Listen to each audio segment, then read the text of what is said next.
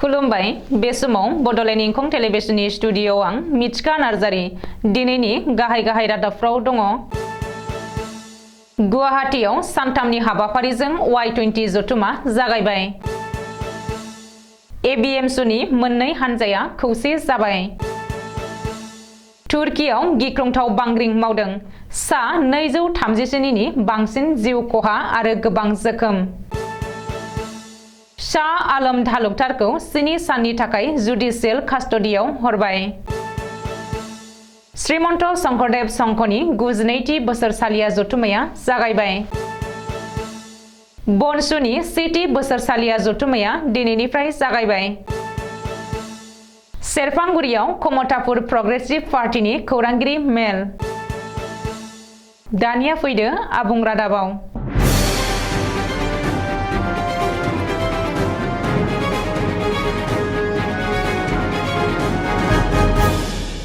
दिनैनिफ्राय सानथामनि हाबाफारिजों गुवाहाटीआव जागायबाय Y20 जथुम। मख'नो गोनांदि Y20 एबा U20 आ G20 नि सिंनिनो मोनसे बाहागो।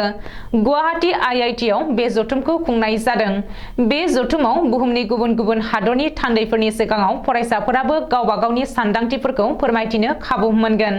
मख'नो गोनांदि मिरुनि गेलेमु आरो लाइमोन बिफाननि मन्थ्रि अनुराग सिंह ठाकुरा दिनै Y20 नि जथुमायाव गुबुन गुबुन हादरनि थान्दैफोरजों लोगोसे इयुथ डायलगआव बाहागो लादों। बे हाबाफारियाव गिबि मन्थ्रि डक्टर हिमन्त बिश्व शर्मायाबो बाहागो लायो। मख'नो गोनांदि G20 हादरफोरनि 150निबो बांसिन थान्दैफोरा फैगौ 8 फेब्रुआरिसिम सोलिनो गोनां बे जथुमाव बाहागो लागोन। बे जथुमाव आसामनि गुबुन गुबुन फरायसालि आरो फरायसालिमाफोरनि 1200निबो बांसिन फरायसुला फरायसुलिफोराबो बाहागो लानो खाबु मोनगोन। जोबनायाव BTC माइनरिटि स्टुडेन्ट इउनियन सुंद'यै एबिएमसुआ खौसे जाबाय। खावनै बाहागोआव गावस्रानाय एबिएमसुआ गोख्रों दान्थे बिदान्थे आरो एना-एनि जालायनायखौ सुस्रांलायनानै खौसे जाफिनबाय। चिरां जिल्लानि धालिगावआव खुंनाय जथुमनि गेजेरजों एबिएमसुनि आशराफुल इस्लाम हानजा आरो महिदुल इस्लाम हानजाया खौसे जाफिनदों। मख'नो गोनांदि 2 बोसोर सिगां BTC बिसायख'थिनि समाव एबिएमसुआ इसिङारि एना-एनि जालायनानै गावस्रालायदोंमोन आरो महिदुल इस्लाम आरो आबु जुबेर मण्डलखौ आफादगिरि आरो गाहाय नेहाथारि लानानै आलादा एबिएमसु आफाद दानाय जादोंमोन। नाथाय धालिगाव बरतला जुब कल्याण समितिनि मावख'आव खुंनाय जथाय मेलाव आफादगिरि आशराफुल इस्लाम आरो गाहाय नेहाथारि टाइसन हुसेन दैदेननायाव एबिएमसुजों लोगोसे सरजाबफिननाय जाबाय। बबेखानि लेङाइ आफादगिरि आली आजम शेखनि आफाद सामलायनायाव खुंनाय मेलाव महिदुल इस्लामखौ एबिएमसुनि मावफुं आफादगिरि आरो आबु जुबेर मण्डलखौ टाइसन आलीजों लोगोसे नांजाबफा गाहाय नेहाथारि महरै बिबान होबाय होननानै मिथिनो हादों। बेजों लोगोसे BTC ओनसोलनि माइनरिटि सुबुंफोरनि न्याय, रैखाथि आरो मोनथायनि थाखाय गोख्रोंसिनै सोमावसारलांगोन होननानै टाइसन हुसेना खौरांगिरिनि सिगाङाव हुमखि होदों आरो बिटिआर ओनसोलाव माइनरिटि सुबुंफोरनि मोनथायनि थाखाय एबिएमसु सोमावसारनायखौ रावबो राजखान्थि हानजाया गावसोरनि मुलाम्फानि थाखाय बाहायनो हानाय नङा होननानैबो रोखायै बुंथियो। दिनै तुर्कीआव गिख्रंथाव बांग्रिं मावदों। तुर्कीनि सम बायदियै दिनै फुंनि 4:17 रिंगायाव रिक्टर स्केलाव 7.8 गोख्रैथिजों गिख्रंथाव बांग्रिं मावदों। दिनैनि बे बांग्रिंआव खोला-सानजा तुर्कीआव माखासे गेदेर बिल्डिंफोरा गुब्रुनायजों लोगोसे गोबांथार खहा जादों। रिपर्ट बायदिब्ला तुर्कीनि गिख्रंथाव बांग्रिंआव जिउ गोमानाय सुबुंफोरनि बिबाङा सा 237 सिम बांबाय आरो 520निबो बांसिन सुबुंफोरा जोखोम जादों। बबेखानि बे गिख्रंथाव बांग्रिं मावग्लुंनायाव गोब्राब खहा जानाय न' बाङाव गोबांसा सुबुंफोरा थाबथानानै थानो हागौ होननानैबो सन्देह खालामनाय जादों। बेजों लोगोसे जिउ गोमानाय आरो जोखोम जानाय सुबुंनि बिबाङा बांसिननो हागौ होननानैबो सन्देह खालामदों। गुवाहाटी नोगोरमानि फानजाबारियाव थानाय पुरबि डायरीनि मोखाङाव बेनिनो मेनेजारआ रनजित बराखौ बुथारनाय जाथायनि गाहाय दायनिगिरि शाह आलम तालुकदारखौ 7 साननि थाखाय जुडिशियेल कास्टडियाव हरबाय। शाह आलम तालुकदारखौ दिनै CGM बिजिरसालियाव हाजिर खालामनाय जादोंमोन, जेराव बिजिरसालिया दिनै शाह आलम तालुकदारखौ 7 साननि थाखाय जुडिशियेल कास्टडियाव दैथायहरो।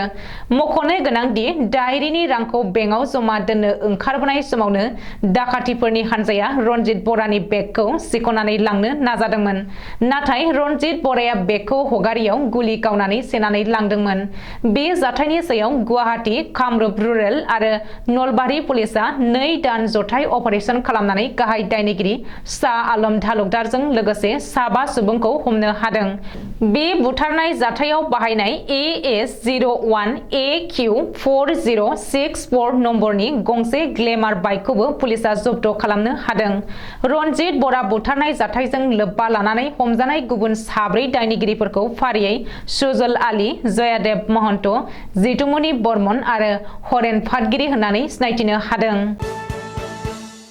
धेमाजि जिल्लानि सिमेन्टसापुरि सानजारि नोगोरनि सेरेन आरो हसं फोथाराव 10, 11, 12 खालार सानथामनि हाबाफारि लानानै खुंजानो गोनां श्रीमन्त शंकरदेव संघनि 92थि बोसोरसालिया जथुम्माया दिनै धेमाजि जिल्ला खौसेथि बर' सुबुं आफाद बोखावै लखिमपुर जिल्ला बारग' BLT अनसाय आफाद धेमाजि जिल्ला दुलाराय बर' आइजो अनसाय आफाद बे मोनथाम आफादा जयै लोगो नांनानै जायगा फोसाबनाय बायदि हाबाफारि लादों आरो मोनथाम आफादजों सा 100निबो बारा सोद्रोमाफोरा बाहागो लादों होननानै फोरमायदों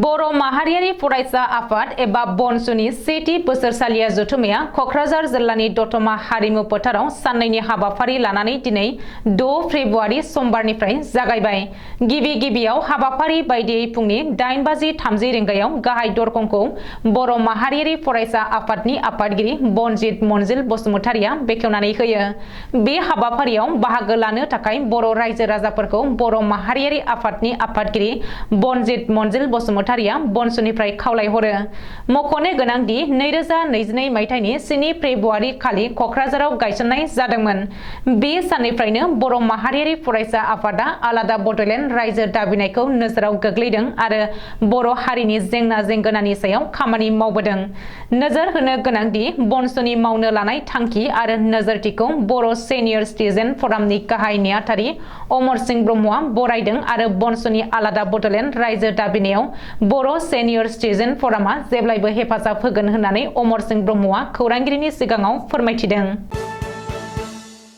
क'क्राझार जिल्लानि सेरफांगुरियाव समबारखालि फुंनि समाव कमतापुर प्रग्रेसिभ पार्टीआ मोनसे खौरांगिरि मेल खुंदों बे खौरांगिरि मेलनि गेजेरजों भारत संबिजिरनि गेजेरजों थाबैनो आलादा रायजो कमतापुर सोरजिनो थाखाय भारत सरकारखौ खावलायदों मानो होनोब्ला KLOनि गाहाय जीवन सिंह घोषआ आथिखालाव म्यानमारनिफ्राय आसामाव फैफिनबाय सिगाङाव कमतापुर आलादा उदां हादर दाबिदोंमोनब्लाबो KLOआ आथिखालाव भारत संबिजिरनि सिङावनो आलादा कमतापुर रायजो लानोसै होननानै थांखि लाबाय बेनिखायनो भारत सरकारा थाबैनो कमतापुर प्रग्रेसिभ पार्टीखौ हांख्राय हरनानै थाबैनो कमतापुर रायजोखौ सोरजिनानै होनांसिगौ होननानै खौरांगिरि मेलनि जोहै दाबि खालामदों बे खौरांगिरि मेलाव चिरां जिल्ला क'क्राझार जिल्ला कमिटि कमतापुर प्रग्रेसिभ पार्टीनि दैदेनगिरिफ्रा बाहागो लादोंमोन नाथाय गेदेर सोंलुआ बेसोदि आथिखालाव BTRनि बेंखनाव चिरां आरो क'क्राझार जिल्लाया गोग्लैयो अब्ला चिरां आरो क'क्राझार जिल्लाया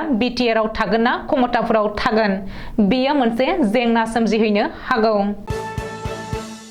दिनैनि रादाबा एसेनोसै गोजोन्थों